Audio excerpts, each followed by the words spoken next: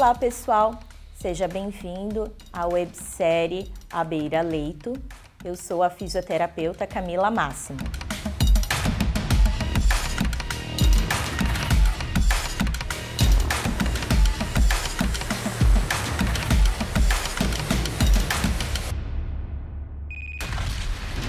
No vídeo de agora, nós iremos falar a respeito de duas técnicas que são muito utilizadas para a remoção de secreções em vias aéreas de grande calibre.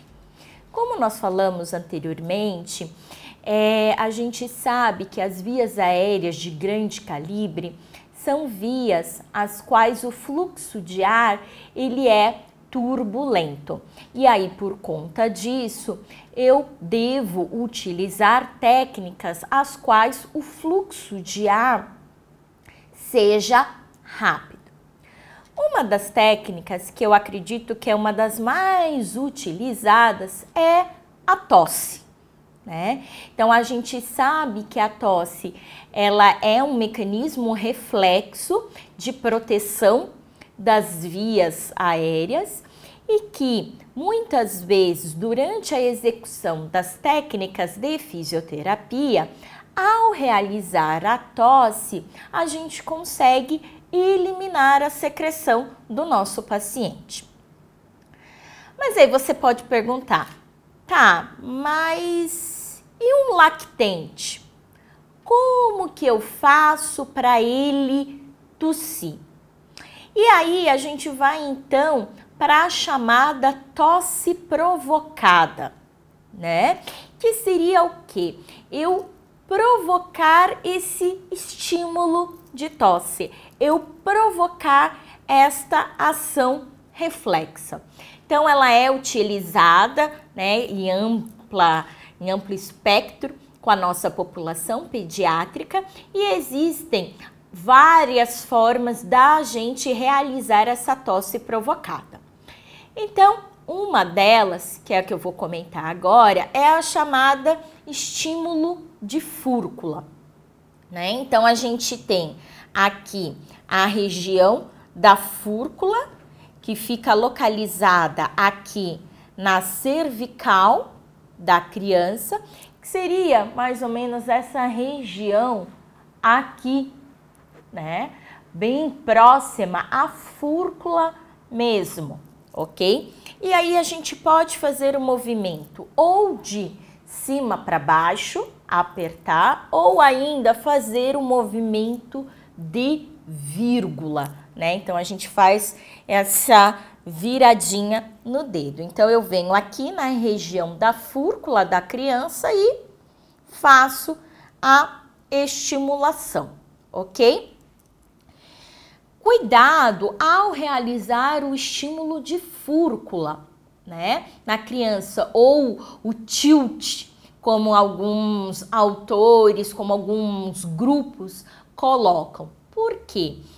Se realizado de uma forma abrupta, além da lesão da parede externa da região cervical, eu posso lesionar os tecidos aqui da região da cervical do meu bebê, né? Seriam os tecidos da via aérea superior dessa criança podem ficar lesionados, ok? Por serem tecidos altamente cartilaginosos.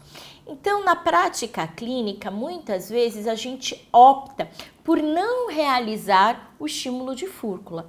E tem um outro senão, né? Se a gente pega um lactente, este bebê, muitas vezes ele não tem nem um tamanho de cervical adequado para a gente poder realizar este estímulo, ok? E aí uma outra maneira, então, de eu provocar a tosse na minha criança seria o quê? Através do uso de estimuladores, como por exemplo as espátulas, tá? Aqui no exemplo eu tenho uma espátula de madeira, porém posso utilizar uma espátula de plástico, como às vezes a gente vê em alguns consultórios médicos? Sim. E aí, como que eu vou provocar a tosse para esse tipo de paciente? Então, eu vou realizar a abertura da boca da criança, né? E vou inserir a espátula na boca da mesma e vou fazer o abaixamento lá da base da língua, ok? E aí, a hora que eu faço o abaixamento da base da língua, o que vai acontecer? A criança vai desencadear o estímulo de tosse, tá? Alguns cuidados que a gente tem que ter ao realizar essa técnica, né? Primeiro, cuidado ao estimular na região do meio da língua, porque pode provocar náuseas e até vômitos da criança. E cuidado para você não pegar muito nessa porção da ponta da espátula e fazer uma pressão demais. E aí, como é madeira, principalmente, essa espátula pode vir a quebrar. E aí a criança pode até broncoaspirar um pedaço da madeira, tá? Então, como são situações que a gente tem que ter cuidado, vale a pena a gente ressaltar. Então, abre a boca da criança, insira a espátula de madeira e faça o abaixamento da espátula na base da língua. E aí a gente consegue realizar a tosse. Caso ainda o paciente não tenha uma tosse efetiva, a gente vai precisar então procurar outros artifícios. E aí a gente realiza a chamada aspiração de vias aéreas, tá? Então, pacientes que têm indicação de realizar a aspiração são aqueles que ou estão hipersecretivos, com uma obstrução importante, principalmente de via aérea superior, ou ainda para aqueles pacientes que não apresentam uma tosse eficaz. O que seria uma tosse eficaz? Uma tosse a qual haja o deslocamento de secreção e eu melhore a ausculta pulmonar da minha criança, ok?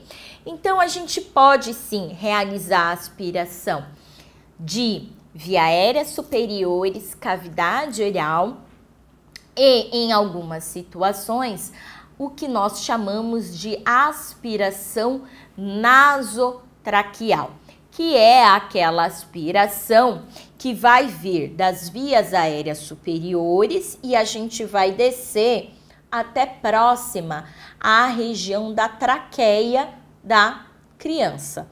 A traqueia, ela é rica em receptores da tosse. E aí, a partir do momento em que a gente chega com a sonda ali na região da traqueia, a criança tosse, tá? Então, como nós vamos realizar essa aspiração? Nós vamos precisar dos seguintes materiais. Então, primeiramente, a máscara, né? Aqui no exemplo, eu estou usando uma máscara de procedimentos comum. Se você estiver em um ambiente hospitalizado, utilize uma máscara N95 ou a PFF2 para você garantir maior a sua segurança, além de todos os outros artefatos que são necessários para a paramentação. Nós iremos calçar as luvas de procedimento.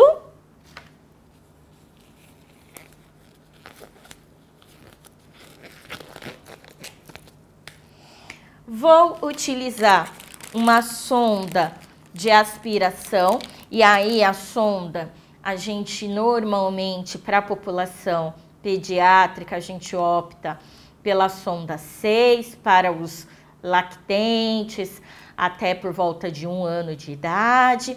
A partir dessa faixa etária, a gente acaba optando pela sonda tamanho 8. Isso vai variar muito também do tamanho da narina da sua criança, tá? Vai precisar utilizar luva estéril? Não há um consenso na literatura a respeito da utilização ou não da luva estéril. Há locais, há protocolos institucionais, os quais são orientados à utilização da luva estéril para você tentar minimizar cada vez mais o risco de contaminação e infecção de todo o sistema.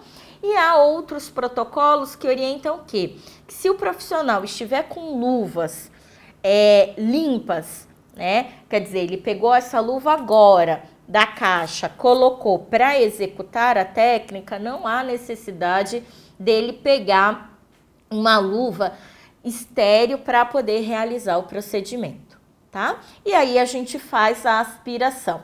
Posso iniciar em qualquer uma das narinas, tá? O importante é, a hora que for realizar a aspiração, alguns cuidados que a gente tem que ter. Então, principalmente com as crianças que já têm refluxo gastroesofágico, para não acontecer o risco de vômito.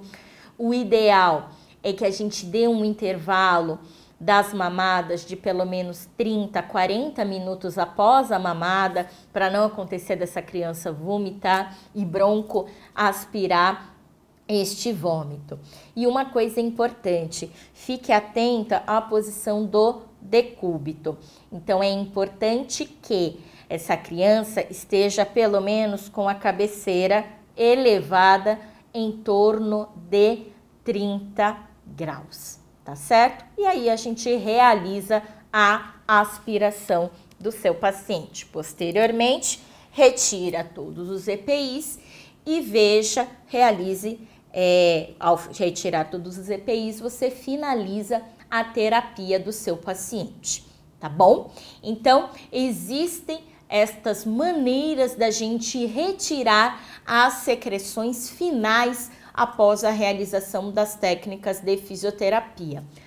Posso realizar isso através da tosse, e aí a gente pode ter essa tosse espontânea ou provocada. Dentre as tosses provocadas, a gente pode fazer através do estímulo de fúrcula ou através de uma espátula. E caso a tosse do seu paciente não seja eficaz, a gente opta pela aspiração. Espero que vocês tenham gostado desse vídeo e a gente se encontra em outros vídeos aí na nossa websérie A Beira Leito. Um abraço a todos!